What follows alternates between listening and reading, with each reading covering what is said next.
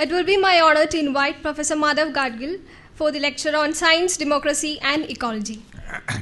Professor Ibrahim, Professor Prasad, friends, it is a great pleasure to be once again in God's own country. I have learned over last 35 years much from the activists of Kerala, the scientists of Kerala, and the people of Kerala. And I spent most of those years in Bangalore, which is very close to this state. And of course, in fact, the Indian Institute of Science has a minority of natives of Karnataka on its faculty and a majority of natives of Tamil Nadu and Kerala on its faculty. So I am very familiar with this part of the country, and it is wonderful to be here. Let me begin by, of course, disagreeing with Professor Abraham. He contrasted science with democracy, and that science is based on reason and democracy on emotions. I think science is the most democratic of human enterprises. We are in this 21st century, and this is a century both of knowledge and certainly knowledge as advanced through science and then science-based technologies. It is also a century where ecological concerns, perhaps because of this increasing ability of humankind to apply technology to the world around us, has created a situation where ecological concerns have become paramount. Now, two things I would like to stress: that knowledge has prospered best in the free atmosphere of democracies.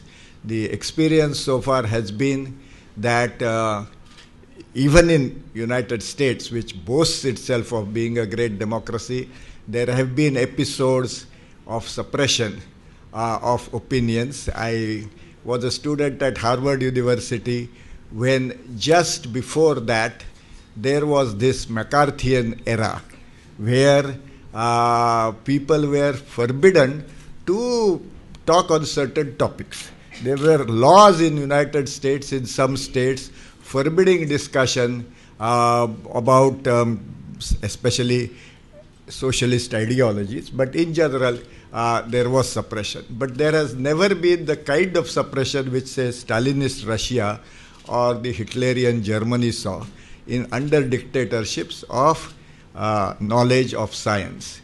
And no doubt one of the serious flaws of communism has been its suppression of open free discussion and generation of knowledge, and thereby the lower levels of competitiveness which it reached compared to the democratic countries.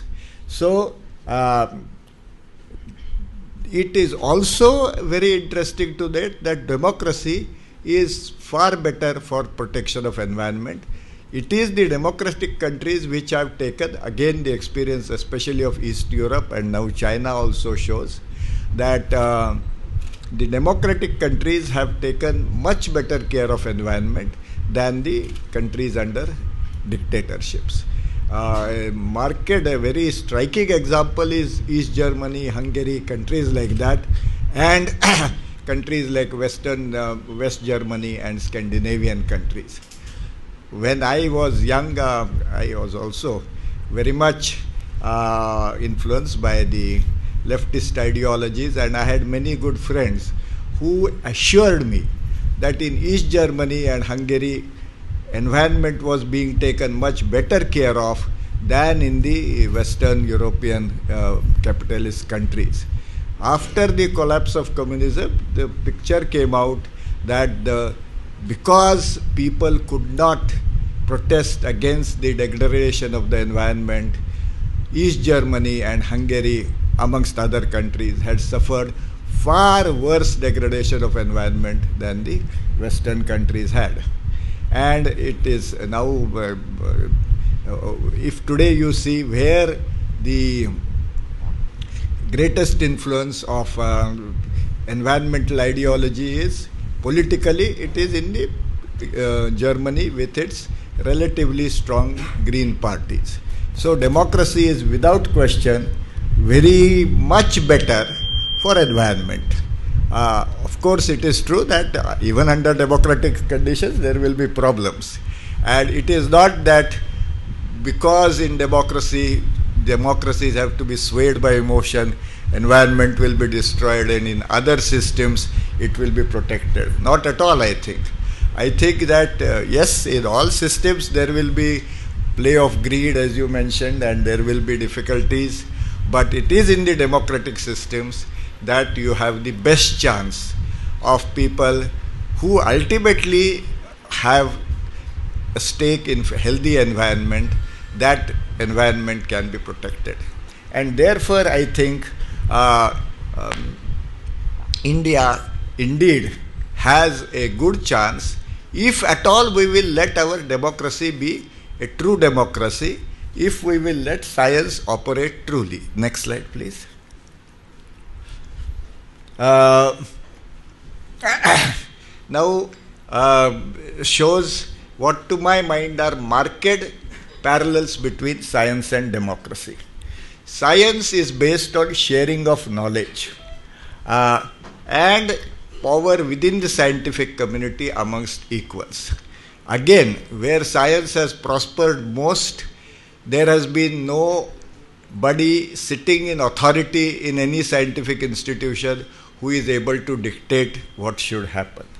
Now, one of the problems in India is that we have too much authoritarianism even within universities, even within research institute, and it is not a completely open democratic atmosphere which allows science to prosper. Nevertheless, even in India, I think these institutions have far greater level of sharing power, sharing say amongst each other than many other. The other important point is that science rejects basically all authority. There is a very interesting definition of science by Bernal, a leading, I guess he was also a man who inspired Kerala Shastra Sahitya Parishad. He was a leading commentator on social organization of science. He says science is a systematic enterprise of skepticism, and democracy is also a systematic enterprise of skepticism. In democracy also, we do not and should not accept simply because a chief minister or prime minister or whoever else says something is not to be accepted at all. We must question all comers at all times. And this is exactly also the spirit of science. Finally, democracies are supposed to be institutions which function on basis of laws. Science also is very much involved in developing and talking of laws which govern the functioning of nature. So I think science and democracy have a great deal in common, and indeed I think that is what I want to emphasize. And amongst other things, certainly a reference was made to our Western Ghat Ecology Expert Panel report. I think I can say with considerable confidence that what we tried to do was a genuinely scientific exercise and conducted in a genuinely democratic fashion. And the major recommendation of this scientific exercise was that all science is tentative. There is no such thing as absolute truth in science. There may be absolute truth in other so-called systems of knowledge, but there is no absolute truth in science. Science always progresses incrementally. There is relative truth. So what we were able to do, given the modest manpower, modest resources available to us, is something which cannot be very detailed. There is this issue, why did we use 9 kilometer by 9 kilometer grids? The simply position is this, that in the year 2000, Government of India had set up a committee under the chairmanship of Pranab Sen, a senior official of Paling Commission, which had recommended that for the whole of India, an ecological database be created. This recommendation was accepted by Government of India in 2000. Now, immediately thereafter, an exercise should have started. And to my mind, it should have been spearheaded by the agencies of the Space Department. They did nothing. In 2010, when our panel was constituted, for the first time we looked and tried to implement this recommendation of Pranab Sen committee of constituting, coming up, constructing an ecological database. And within the limited time and with manpower, we did the very best we could. We could not go down to further details. It is simply physically impossible. We therefore made very pointed recommendation that this is not, as I said, there is no such thing as absolute truth, ultimate truth. These are to be taken for further examination in two ways. In terms of coming up with more detailed development of a database maps, going down to watershed boundaries, micro watershed boundaries, village panchayat boundaries, and secondly, what measures we are suggesting. Also, the Western Ghats is an enormously heterogeneous region, from Tapi River to Kanyakumari, from the west coast to low rainfall areas on the eastern side. We could not come up with, and we did not wish also to come up with, specific detailed recommendations. The second recommendation was the spatially we should go down to lower levels by taking the local bodies on board, as well as the measures should be decided by the local bodies debating them. There is again and again mentioned that we do not expect our recommendations as if we are whatever 12 wise men or women who have know everything and then it must be accepted. Science doesn't operate that way. We said that these are to be taken to people and they have to examine, come back with their responses, then only the measure should be recommended. Now, these have been thrown to wind. The process of democratic dissemination of the report to the people has been completely sabotaged. The government of Maharashtra I am familiar with, maybe Kerala is not so bad. The government of Maharashtra has produced a so-called abridged Marathi version which deliberately misinforms people, which is on the official website. In all states, certainly, there are people with many different interests. They have done their best, and mostly the people in power are those who have no real interest in conservation at the ground level because they have so many options otherwise. You should go sometime to Lake Geneva. Around Lake Geneva are the chateaus of the wealthy of the world. And if their own countries, like Ethiopians, which is a degraded poor country, some of the richest Ethiopians are in those chateaus. And of course, there is no disclosure of the Indian money in Swiss banks, but no doubt there are many who are worried about the implementation of the report, have their chateaus there. If the Western Ghats is destroyed here, they will go and live in those lovely chateaus all around Lake Geneva. So that is fine. So they will distort. This is happening, which is fair enough.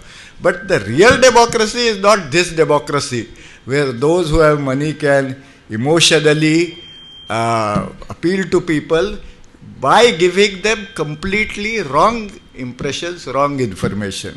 It is happening in democracy, but this is a perversion of democracy, not a real democracy. So I think in the real democracy, a genuine scientific effort will actually bear fruit. Next, please. We are always talking about 21st century will be a century of India and China, and given our democratic strengths, India will overtake China, despite what appears to be, at least economically, currently a more superior position of China. So really then the question to be asked is, are we actually taking advantage of our democratic institutions? Are we actually taking advantage of our Indian traditions of learning and Indian heritage of ecological prudence? We certainly have many such very important traditions of conservation. And this is the question I want to pose before you. Next slide, please. Now, what today we are in the era of can be called market worship. And in this era of market worship, what is being called development, which I refuse to call development, that is again a perversion of the word, that development is based on the premise that free markets ensure economic efficiency and lead to economic growth. It says that wealth, once generated, will flow down to all segments of the society, and therefore the only way is to allow free play of markets to generate wealth, and automatically this will be the so-called trickle-down principle. Through that trickle-down principle, the wealth will go down to everybody, and therefore what we need to do today is to ignore any protection of environment if it comes in the way of these market forces, ignore any democratic justice to people if it comes in the way of this economic growth. I think this is completely wrong-headed, and it is also unscientific. Next slide, please. It is simply not true, and the best exposition of why it is simply not true is given by an American economist, a very distinguished American economist, Joseph Stiglitz, who has many things to his credit, amongst them 2001 Nobel Prize in Economics, and having served for many years both as Vice President of World Bank and Chairman of Bill Clinton's Economic Advisory Council. So he has all this experience.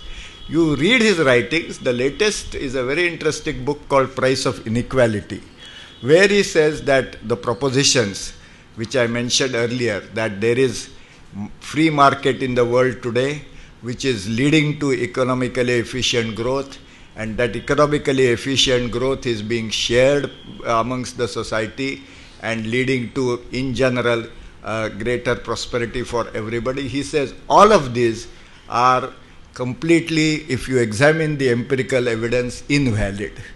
That there is no free market anywhere in the world, certainly not in the United States, certainly not in India, where you can assign coal blocks to underwear manufacturers who can then sell them at great profit. This cannot possibly be free market.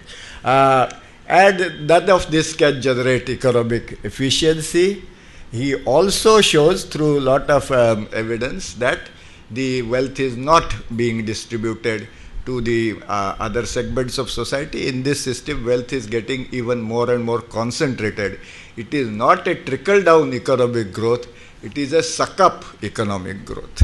So, this suck-up economic growth is not going to lead to any genuine prosperity for the people. And of course, he points out that even if there were genuinely efficient markets, which they simply do not exist, the markets can never take care of undue damage to natural resources. There must be additional mechanisms which society must put in place to take care of natural resources. Next slide, please. And right. So what has this current model of economic development, economic growth done? And I am talking not just about India.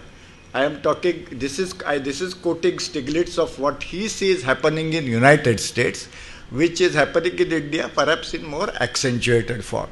He says that what is happening is this narrow-minded pursuit of economic growth in United States encourages a term which economists are fond of. They call rent seeking. I also was puzzled. What is rent seeking? Rent seeking is simply making money without justifying why you are making all this money. Like, as I said, the coal black owner with garment manufacturer who can make crores of rupees simply by getting that block assigned to him by a political favor and then selling it to somebody else. This is a prime example of rent seeking. This is not only India, regretfully. United States also has parallel examples which Stiglitz quotes. And so All of this, he says, leads to exhaustive use of natural resources instead of proper prudent use. It leads to unacceptable pollution loads. He also gives examples of how British Petroleum, through their own negligence, did serious damage to the under ocean drilling to the local environment, and did not pay the price for the pollution damage. It leads to, then he says, there are 4 capitals one must think of. There is, of course, the man-made capital, there is the natural capital, there is human capital and social capital. The human capital, its ingredients are knowledge, science, technology, also health and gainful employment. Now, all of these have failed in United States, and we'll see all of these are failing in India under this model of development. And finally, he says there is also the issue of social capital, that without trust and cooperation in the society, societies cannot function well. And interestingly enough, since he was Vice President of World Bank, he had seen all countries in the world. He talks about the one country where he sees social capital most intact in the world today. It is Bhutan, our neighbor. And if you go to Bhutan, it is interesting. I had an opportunity a few months ago. You land in the airport and it says, Bhutan is not madly in pursuit of gross national product. Bhutan is trying to maximize gross national happiness. And that is their billboard. But anyway, that may be their billboard. Stiglitz also feels that it is the country which he has seen, which has the most greatest store of social trust and cooperation intact, and he stresses that that also has to be maintained. And again, through the kind of damage being imposed on the environment today, we certainly are losing rapidly this social trust and capital. Next, please. Anyway, so what should we be doing? This is a 13th century, I guess, Kashmiri composition, Raja Tarangini, where he says, what should the rulers do? They should abide by Dharma and they should ensure Abhaya. Next slide, please. So what should be the Dharma in our secular India? The Dharma to be abide in our secular India has to be those objectives and values enshrined in our constitution. That should be our Dharma. These are sovereignty, socialism, secularism, democracy, republican character, justice, liberty, equality, fraternity, and human dignity. And the rights are freedom of expression, assembly, belief, and right to livelihood. Now, I must mention that, of course, I can come to Kerala and speak freely, but the Ratnagiri district, which is one of the worst victims of environmental degradation in Maharashtra, I had an experience unique in my whole life. I have lectured in hundreds of colleges. Ratnagiri, one college invited me to come and talk on our panel and in general Western Ghat environmental issues. And then the previous day they phoned me, we were being threatened, please don't come. So this is the kind of sabotage of democracy which is being perpetrated in the name of economic development of Ratnagiri district. So anyway, fortunately so far I have had only one such experience in my whole life. Nevertheless, it is a most recent experience. It is perhaps indicative of how the kind of drive for unreasonable economic pursuits that is leading us to is certainly not to abide by our Dharma, and certainly my right to go and lecture in that college was very much a constitutional right, and for the college audience to come and listen to me was a constitutional right. Next slide, please. So, who is in today's India enjoying this so-called Abhaya? I have a quotation here from the Justice Shah Commission report on illegal mining in Goa. The Goan illegal mining at a modest estimate is worth 35,000 crore of rupees. And so when it grew to this level, a judicial commission was appointed, and Justice Shah was the chairman of the commission. Here, I have a quotation from here from the report. But no inspection has been carried out, resulting into fear-free environment. So fear-free is Abhaya. Fear-free environment which has caused loss to ecology, environment, agriculture, groundwater, natural streams, ponds, river, biodiversity, etc. So who is fear-free? It is the mining concerns which are carrying out mining, flouting all laws. They are fear-free. The Goan population is not fear-free. The duty of India, the state, is, of course, to ensure that it is the Goan population which will be fear-free. Next slide, please. So, in general, I think ever since independence, we have had this so-called rent-seeking, as I told you, making undue profits, making profits which have no relation to the social contribution. And Stiglitz says that all economics tells us that economic systems will be healthy only when those who are gaining something from those economic transactions have made contributions to the society which are commensurate with what they are gaining. And this is what we should be. This is Stiglitz, who is, of course, a strong supporter of capitalism, says that this is what should happen, and says that we don't have a genuine capitalism, which is to him a serious problem, because there are money is being made without making commensurate social contribution. Next slide, please.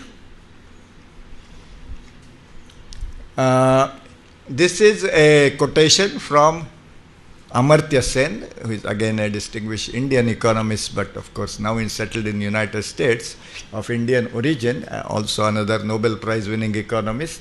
He defines development in the following ways. Development, he says, must be thought of not as 8%, 9%, 10% economic growth, but development must be thought of as a process of expanding real freedoms that people enjoy. Freedoms such as that of access to adequate food, clean water, unpolluted air, shelter, education, healthcare, and gainful employment. And he says, above all, development should be an enhanced capacity to engage in social, political, and economic decision making.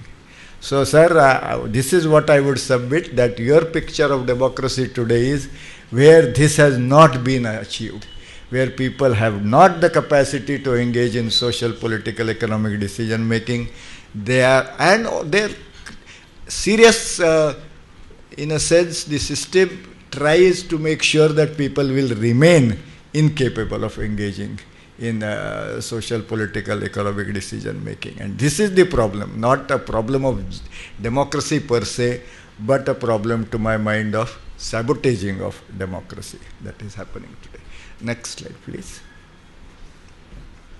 So anyway, especially the last 20 years has seen an escalation of all these trends.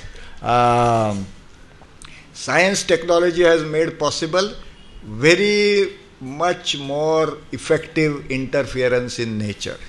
In Goa, when the mining started in 1960, people were digging ore with spades, and a small amount of ore was being extracted. Today you have these huge earth moving machines which operate at thousands of greater rates than humans could, and except that, of course, at thousands of the rate, they are employing 1,000 the people. So employment has gone down, and ability to interfere with nature has gone up. And because of that, the rich and poor divide has grown wide continuously. And since the rich now have so much more power in a way, corruption and lawlessness has skyrocketed. And indeed, this 35,000 crore underestimate of illegal mining in Goa is an example of how the rich and powerful are out to make money, ignoring environmental damage, flouting laws, suppressing information, and merrily passing on the cost to the poor and the weak. And this is what, these are of course the real challenges before us. Next slide please. This fosters inequality. I think I have been talking at great length, so maybe I will now go quickly over. I think I have stated my main thesis, the rest of it. This has fostered inequality. It has led to a whole lot of problems with enforcement of governance, enforcement of laws. Next slide, please. Next slide, please.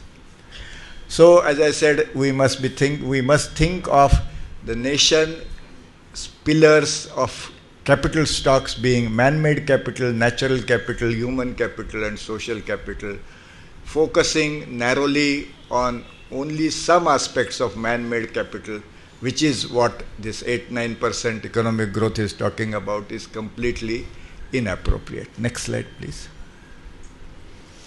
So the natural capital is being squandered through a whole lot of land grabbing, water grabbing, forest grabbing, mineral grabbing, as well as information grabbing by keeping people misinformed. Next slide, please. So I think you can think of examples as I go along. I won't elaborate. Now, just to show how we are dealing with projects which ought to be scientifically properly examined and accepted or rejected. You have the example of Athirappilli project here. River Research Center has done a very admirable job of examining this project, thanks to a remarkably good democratic law which we passed, the Right to Information Act. They have shown that there is not enough water, the Athirappilli project will destroy irrigation, will destroy tourism by drying up the waterfalls, picturesque waterfall, and will destroy the last elevation, low elevation riverine forest of Kerala. It is in violation of Forest Rights Act, but there is continuing pressure that it should be sanctioned. Now we had a one-day public meeting at which the panel invited and did get representatives of Kerala government who had prepared the project. They were all present. The River Research Center people made their presentation of the flaws they saw in the project. I invited the Kerala government representatives to please respond and show if River Research Center is making wrong claims. They had no rebuttal. In a sense, they had accepted every claim of these flaws. Nevertheless, the government keeps on saying, you need Athirappilli. What is Athirappilli doing there? It is just making money for some contractors. It will not generate power. It will destroy irrigation. It will have many other bad effects. It will just make money for some contractors. And this, Maharashtra Chief Minister has admitted. He has said in so many words that in Godavari basin, we have built too many dams under pressure of contractors. So what the dams are doing, they are creating shallow water bodies, so more water is evaporated and there is less water to give to farmers and to the towns and the cities. This is what is happening, and Athirappilli is a clear example, a scientifically well documented example of exactly this. Next please. And Plachimada is another example, one of the few places where the democracy has had some good impact and the cost of depletion of natural resources has been clearly demonstrated. A technical committee has shown that the Plachimada Panchayat has suffered serious losses because of the overuse of water by, I guess, the Coca-Cola factory. Kerala legislation has passed a law that they should be compensated, but nothing is being done. No compensation is yet being paid. And this is clearly another example where how we are going in the wrong direction, and the democratic processes of the panchayat and of the state legislature are not being allowed to play their genuine proper role. Next please. There are many examples relating to pollution. I am sure you have nearby here in Aleppi, a chemical industry hub. I was a part of the panel's work. We studied a chemical industry hub in Maharashtra. It's common effluent treatment plant simply doesn't work. It is leading to very serious pollution problems. They claim that Citizens Committee is having a say, but the Citizens Committee, I had a detailed discussion with members, they say we are completely ignored. So what did the government of Maharashtra do? The Pollution Control Board's office for registering complaints located in the chemical industry hub was moved 40 kilometers away, so people cannot readily register complaints. And next slide shows maybe. Next slide, please. Oh, okay, yeah. Well, the same we have tried an estimate, though official estimates don't exist, that the chemical industry has created fewer jobs than the jobs which have been lost in the fishing profession, and it has certainly led to depletion of protein resources. Next slide, please. Yeah, so employment. I mean, one of the justifications for this model of economic growth would be that we need more and more employment, yes, and this is what is creating employment. These are official statistics. So 63 million new jobs were created during the period 1999 to 2004. When the economic growth rate increased after 2005, it was expected that 50 million new jobs would be created between 2004 and 9. But the National Sample Survey says that instead of 50, a meager 1 million jobs, 1/50th of what was new jobs were created. So you have, I am afraid, a jobless and lawless economic growth.